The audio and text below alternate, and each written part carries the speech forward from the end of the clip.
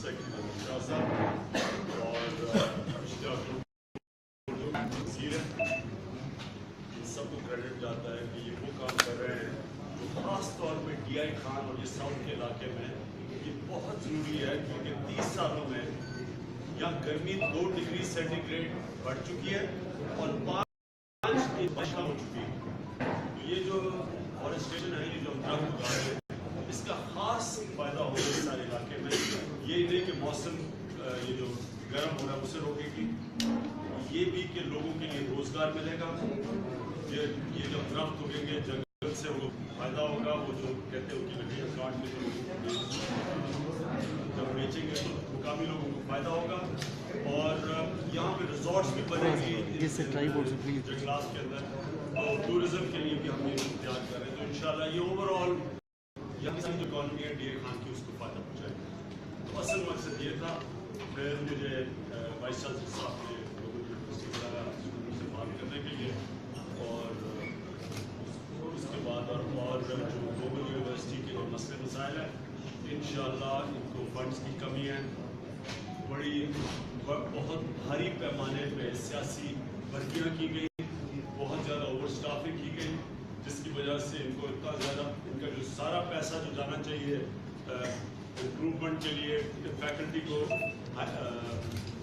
Higher کرنے کے لیے، وہ چلا جاتا ہے. اتنے زیادہ لوگ جو سیاسی بھرتیاں کی ہوئی ہیں جو کہ یونیورسٹی کے اوپر بہت بڑا بوجھ ہے. تو انشاءاللہ اس کے اوپر بھی ہم جو سیکرٹری ہائر ایجوکیشن اور منسٹر ہائر ایجوکیشن ان کے ساتھ میں بیٹھ کے اس کے اوپر بات کریں.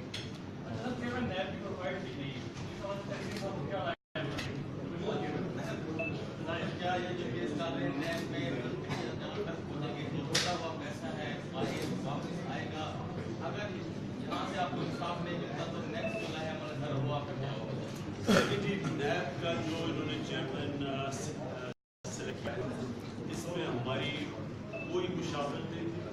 2 پارٹیز نے مل کے کیا.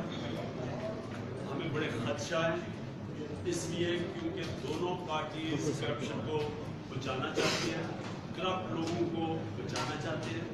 جس طرح پچھلا چیئرمین تھا قمر زمان، اس نے آصف زرداری کو بھی بچایا ہے، اور اس نے نواز شریف کو بچانے کی کوشش کی. اس سے کوئی کیسز نہیں سنے. اسحاق ڈار کو بچایا، جس کی وجہ سے سپریم کورٹ نے کہا کہ وہ جو مداوا پیپر مل کا کیس ہم کھولا جائے. اب ہمیں یہ شک ہے، اور رشید شاہ کا بھی کوئی آپ کو پتہ ہے کہ ان کے اوپر خود کرپشن کے کیسز ہیں.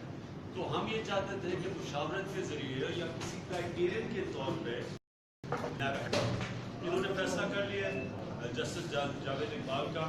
ہم یہ اب انہوں نے فیصلہ کر لیا. ہم سمجھتے ہیں کہ جسٹس جاوید اقبال کی ساری قوم آج ان کی طرف دیکھ رہی.